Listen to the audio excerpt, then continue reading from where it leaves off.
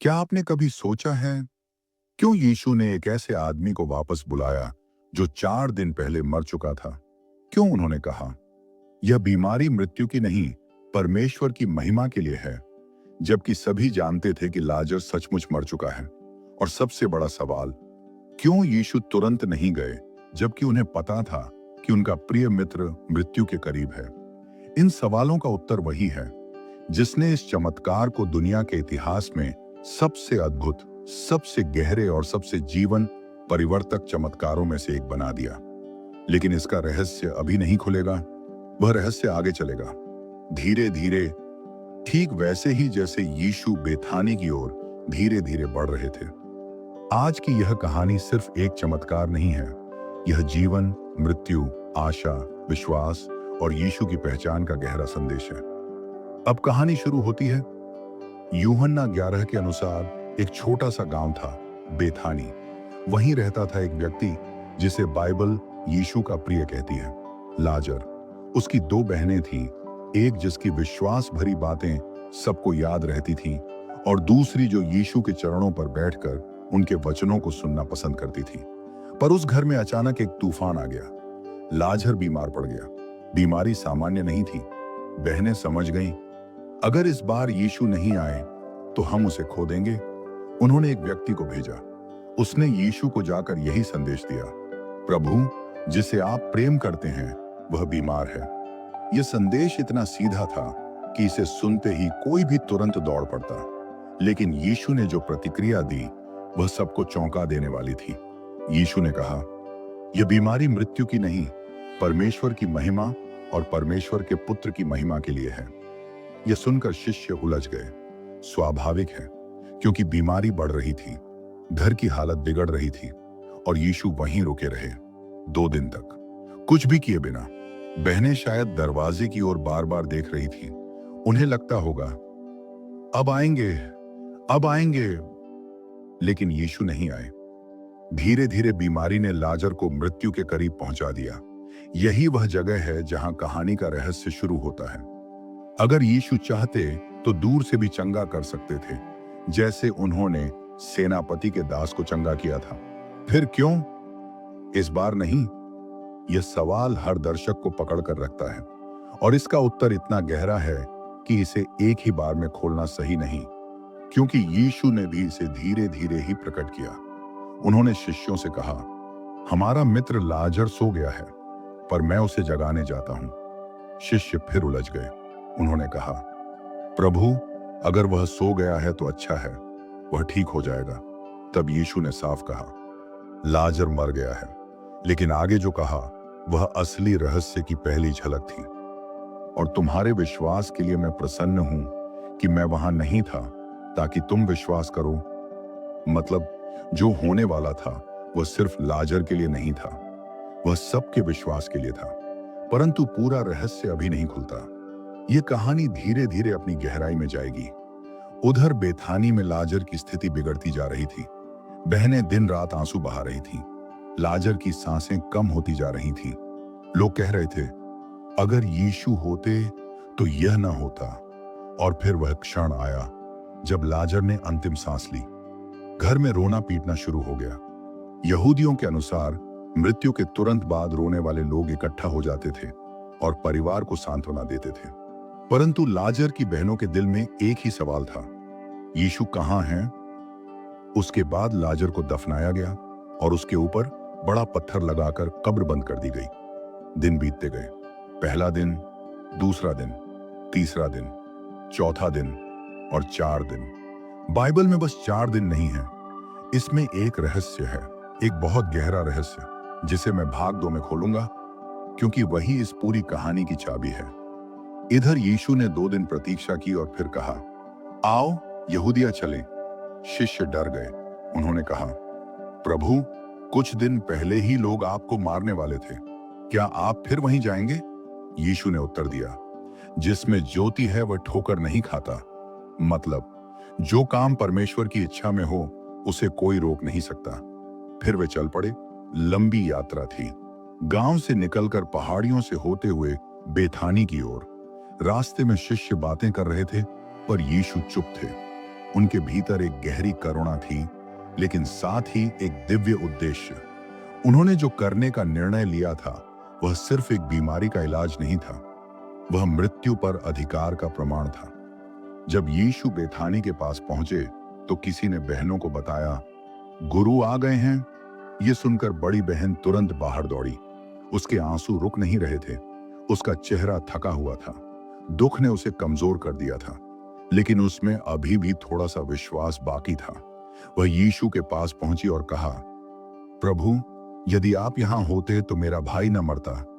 यह कोई शिकायत नहीं थी, यह विश्वास का सबसे दर्दनाक रूप था।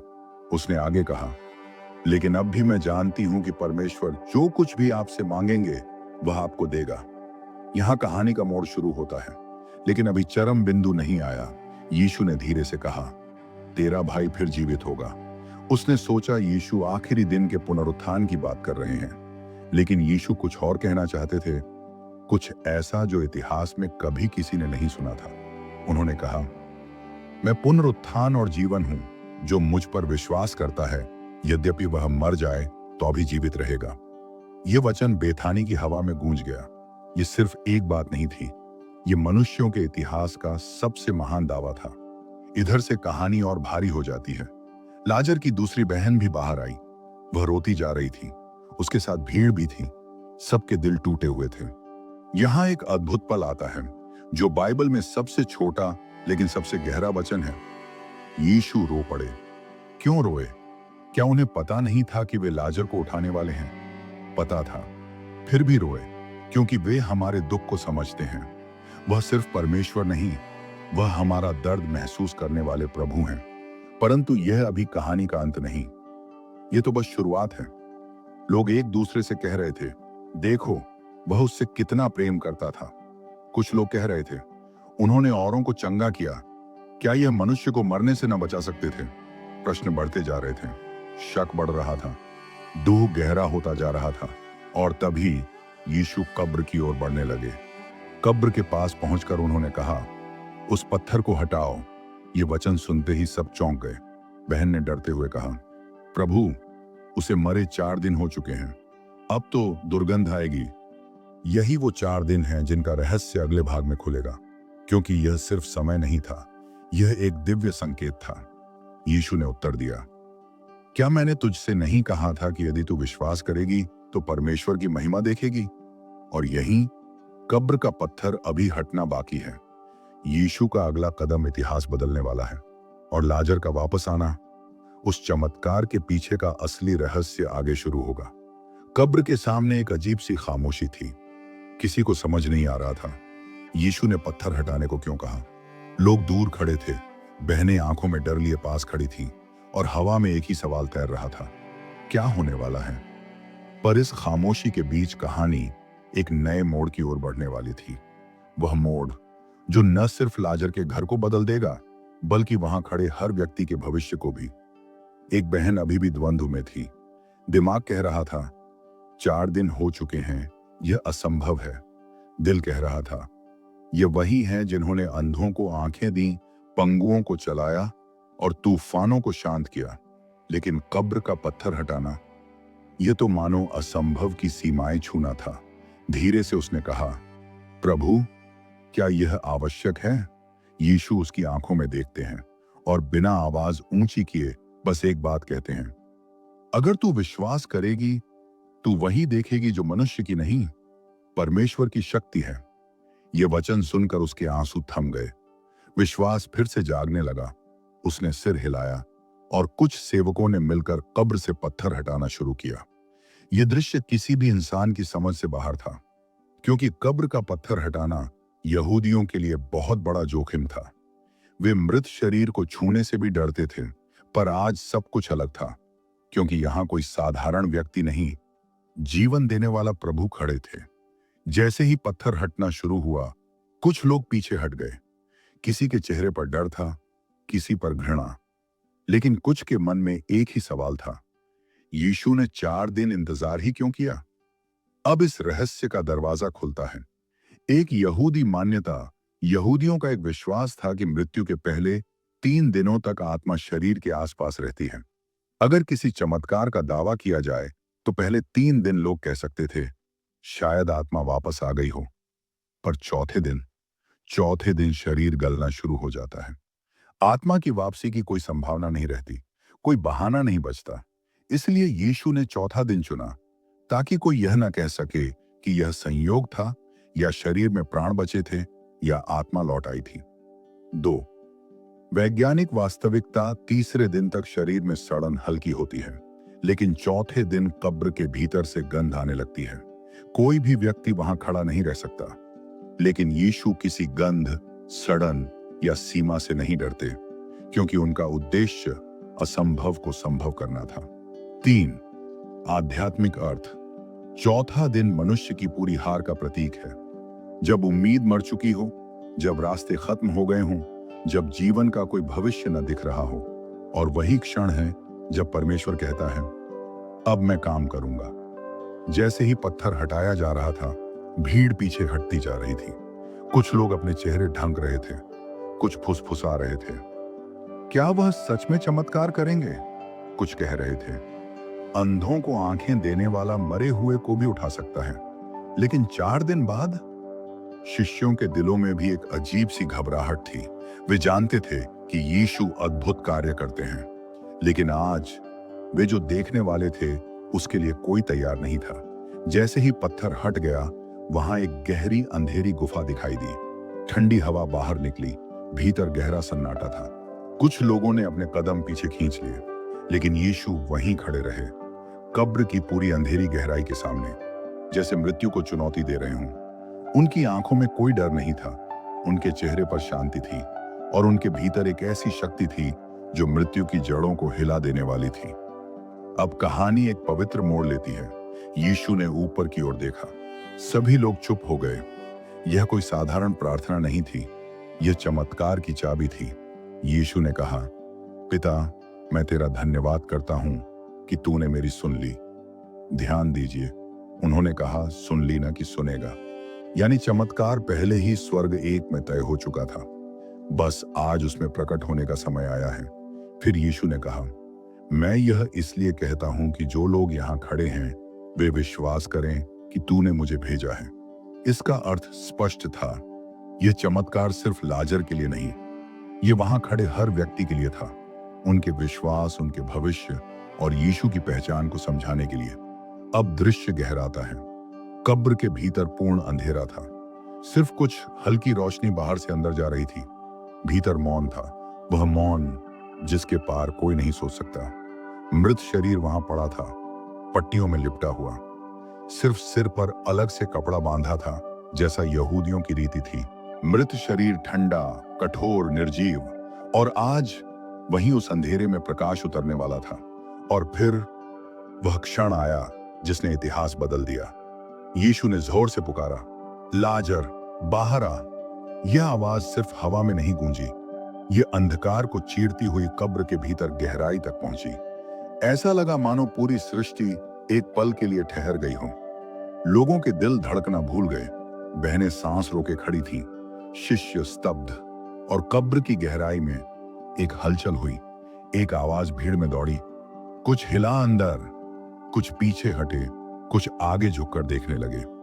ऐसा लग रहा था मानो हवा में बिजली दौड़ गई हो। अचानक कब्र के अंधेरे में एक आकृति हिलती हुई दिखी। लोग अविश्वास में थे, किसी की आवाज नहीं निकल रही थी। कब्र से पट्टियों में लिपटा मानव शरीर बाहर की ओर बढ़ रहा था। धीरे धीरे पट्टियां खड़क रही थीं, भीड़ की सांसें तेज हो गईं, और फिर कब्र के द्वार पर एक आकृति खड़ी हो गई। सबके दिल की धड़कनें रुक गईं। यीशु ने अगला वचन कहा, उसे खोलो और जाने दो। बस इतना ही, लेकिन यह वचन पूरी कहानी का शिखर है। लाजर कैसे बाहर आया? उस पल की असली शक्ति क्या थी? इस चमत्कार का उद्देश्य किसे दिखाना था? मृत्यु कैसे हार गई? और यह चमत्कार यीशु के जीवन की सबसे निर्णायक घटना कैसे बना? इन सब का उत्तर आगे खुलता है। कब्र के सामने खड़े लोग अब पूरी तरह स्तब्ध थे। कुछ की आंखों में आंसू थे, कुछ की आंखों में डर, कुछ के चेहरे पर उम्मीद, और कुछ बस हक्का बक्का खड़े थे, क्योंकि उनकी आंखों के सामने एक ऐसा दृश्य था जिसे इंसान का दिमाग समझ ही नहीं पा रहा था। अभी कुछ क्षण पहले भीतर से हलचल सुनी गई थी और अब अंधेरे की गहराई से एक पट्टियों में लिपटा शरीर बाहर की ओर बढ़ रहा था। यह वह पल था जिसके लिए स्वर्ग, धरती और नर्क तीनों इंतजार कर रहे थे। उस आकृति का बाहर आना सिर्फ एक व्यक्ति के जीवित होने का दृश्य नहीं था। ये दो शक्तियों का टकराव था, मृत्यु की शक्ति और जीवन के प्रभु की शक्ति। मृत्यु कह रही थी, मैंने इसे पकड़ लिया है, 4 दिन हो चुके हैं। और जीवन कह रहा था, मैं वह हूं जो मृत्यु को भी आदेश दे सकता है। भीड़ की आंखें कब्र पर जमी थीं। कोई बोल नहीं पा रहा था। सारी सांसें रुक चुकी थीं। किसी ने हिचकते हुए कहा, देखो, वह हिल रहा है। दूसरा बोला, नहीं, यह आंखों का धोखा होगा। लेकिन धोखा नहीं था, वह सच था। वह शरीर सच में बाहर आ रहा था। जो व्यक्ति कब्र से बाहर आया वह मनुष्य जैसा दिखाई दे रहा था, लेकिन उसकी चाल, उसके कदम, उसकी उपस्थिति सब अलग थे। वह चल तो रहा था, लेकिन किसी के सहारे नहीं। पट्टियां उसे बांध रही थीं, फिर भी वह आगे बढ़ रहा था। यह दृश्य लोगों को अंदर तक हिला गया। यह कोई सपना नहीं था, यह कोई भ्रम नहीं था, यह यीशु का चमत्कार था। भीड़ स्तब्ध थी, लेकिन यीशु शांत खड़े थे। उन्होंने सिर्फ 3 शब्द कहे, उसे खोलो और जाने दो। ध्यान दीजिए, उन्होंने कहा, नहीं, उसे मैंने उठाया है। यह देखो मेरा सामर्थ्य। उन्होंने सिर्फ कहा, खोलो और जाने दो। इसका गहरा संदेश छिपा है। यीशु मृत को जीवन दे सकते हैं, लेकिन हमको दूसरों की वो पट्टियां खोलनी हैं जो उन्हें बांधती हैं। अविश्वास, शिकायत, डर, पाप, दुख यीशु जीवन देते हैं, लेकिन हम एक दूसरे को मुक्त करने के लिए बुलाए गए हैं। ये एक बेहद गहरी शिक्षा थी। जैसे ही कुछ लोगों ने आगे बढ़कर पट्टियां खोलना शुरू किया, भीड़ में मानो बिजली फैल गई। देखते देखते पट्टियां गिरती जा रही थीं और उनके नीचे जीवित, सांस लेता हुआ, पूरी तरह स्वस्थ मनुष्य था। यह दृश्य देखकर लोगों की आंखें भर आईं। कुछ जमीन पर गिर पड़े, कुछ ने हाथ उठाकर कहा, सचमुच यह परमेश्वर का पुत्र है। कुछ बस रोते रहे। जो कल तक कह रहे थे, अब कुछ नहीं हो सकता, वे आज कह रहे थे, यीशु के साथ सब कुछ हो सकता है। यही है चमत्कार का असली उद्देश्य। जो बहनें सुबह तक रो रो कर थक चुकी थीं, आज उनके सामने उनका भाई जीवित खड़ा था। एक बहन दौड़कर उसे गले लगाती है, लेकिन तुरंत पीछे हटती है, मानो यकीन नहीं हो रहा। दूसरी बहन बस उसके चेहरे को छूती रहती है, जैसे पूछ रही हो, क्या यह सच है? लाजर कुछ नहीं बोलता, लेकिन उसकी आंखों में एक ऐसी चमक थी जो इस दुनिया की नहीं थी। उसके चेहरे पर वह शांति थी जो मृत्यु के पार से लौटने वाले ही समझ सकते हैं। यह परिवार आज टूट नहीं रहा था, यह परिवार जीवित हो रहा था। अब कहानी का सबसे महत्वपूर्ण हिस्सा आता है। यह चमत्कार लाजर के लिए नहीं था। लाजर तो यीशु का मित्र था। यीशु चाहे तो उसके बिना मरे भी उसे ठीक कर सकते थे, लेकिन उन्होंने इंतजार किया। क्यों? क्योंकि यह चमत्कार 3 समूहों के लिए था। वर्ण, उन लोगों के लिए जो सोचते थे कि यीशु सिर्फ एक शिक्षक है। कई लोग यीशु को अच्छा गुरु मानते थे, लेकिन परमेश्वर का पुत्र नहीं। लाजर का चमत्कार उन्हें दिखाता है कि यीशु केवल रोगों के चंगे करने वाले नहीं, वे मृतकों को जीवित करने वाले हैं, और यह शक्ति सिर्फ परमेश्वर के पास होती है। 2, उन विश्वासियों के लिए जिनका भरोसा टूट चुका था, लोग कह रहे थे, यदि यीशु यहां होते तो हमारा भाई न मरता। यानी विश्वास हिल गया था। लेकिन आज उनकी आंखों के सामने मृत्यु टूट रही थी, उनके सामने जीवन उठ रहा था। यीशु ने इस चमत्कार से कहा, तुम्हारा विश्वास टूटा नहीं है, बस मैं सही समय पर काम करता हूं। 3, दुश्मनों के लिए जो यीशु को झूठा साबित करना चाहते थे। कुछ लोग यह दावा करते थे, यीशु के चमत्कार साधारण हैं, इन्हें सिद्ध नहीं किया जा सकता। लेकिन इस चमत्कार को कोई नकार नहीं सकता था। 4 दिन बीत चुके थे, शरीर सड़ने लगा था, सभी ने मरने की पुष्टि की थी, कब्र बंद थी और बहुत सारी भीड़ गवाह थी। यह चमत्कार उन विरोधियों के सामने एक अटल प्रमाण बन गया कि यीशु वही हैं जिन्हें परमेश्वर ने भेजा है। अब आप सोच रहे होंगे, यह चमत्कार इतना महत्वपूर्ण क्यों है? क्योंकि इसी चमत्कार के कारण यीशु को मारने की साजिश शुरू हुई।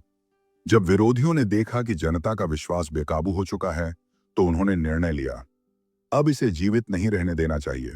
यानी लाजर का उठना सीधे सीधे यीशु के क्रूस के रास्ते को खोलता है। यह कितना गहरा रहस्य है। जो लोग समझते हैं कि चमत्कार सिर्फ प्रदर्शन के लिए होते हैं, वे यही कहानी पढ़कर समझ जाते हैं। हर चमत्कार के पीछे परमेश्वर की एक बड़ी योजना होती है। अब प्रश्न है, यह चमत्कार आज हमसे क्या कहता है? यह सिर्फ एक पुरानी कहानी नहीं है। यह हर उस व्यक्ति की कहानी है जिसकी जिंदगी में कुछ मर चुका है। आशा, शांति, परिवार, रिश्ता, स्वास्थ्य या खुद का आत्मविश्वास। यीशु कहते हैं, अगर तू विश्वास करेगा, तू देखेगा कि मैं क्या कर सकता हूं। यह कहानी दिखाती है कि जब मनुष्य हार मान ले, जब परिस्थितियां मर जाए, जब जीवन का कोई रास्ता न बचे, तब यीशु कहते हैं, मुझे काम करने दो। लाजर बाहर तो आ गया, लेकिन वह अभी भी पट्टियों से बंधा था। इसी तरह हमारे जीवन में भी कई चीजें होती हैं, पुराने घाव, गलतियां, भय, अपराध बोध, जो हमें बांधती रहती हैं। यीशु आज भी कहते हैं, उसे खोलो और जाने दो। यानी जब यीशु जीवन देते हैं, तो हमें भी कदम बढ़ाकर उन बंधनों को काटना होता है जो लोगों को रोकते हैं। अब कल्पना करें, एक घर जो रोने से भरा था, आज खुशी से भर गया है। लोग जो हार चुके थे, आज जीवन पा चुके हैं। एक गांव जो शोक में था, आज आश्चर्य से भरा है। और यीशु, वे भीड़ की ओर नहीं देखते, वे किसी प्रशंसा की उम्मीद नहीं करते। वे शांत मन से उधर चलने लगते हैं जहां उनकी अगली यात्रा उन्हें क्रूस तक ले जाएगी, क्योंकि लाजर को उठाने के तुरंत बाद वे जानते थे, अगला चमत्कार उनकी अपनी मृत्यु और उनके अपने पुनरुत्थान का होगा। लोग सोच रहे थे, यीशु ने लाजर को जीवित किया, लेकिन स्वर्ग कह रहा था, अब यीशु स्वयं मौत पर विजय पाने जा रहे हैं। लाजर की कहानी हमें सिखाती है, यीशु कभी देर नहीं करते, उनका समय परफेक्ट होता है। वह मौत से भी जीवन ला सकते हैं। उनकी आवाज अंधकार के पार पहुंचती है, और अगर वह किसी को पुकार दें, तो कोई भी शक्ति उसे रोके नहीं रख सकती। आज भी वही यीशु हमारे साथ हैं। वही शक्ति, वही सामर्थ्य, वही प्रेम। जो भी मर चुका लगता है, उस पर वह कह सकते हैं, बाहर आ। और जब वह कहते हैं, तो असंभव संभव हो जाता है।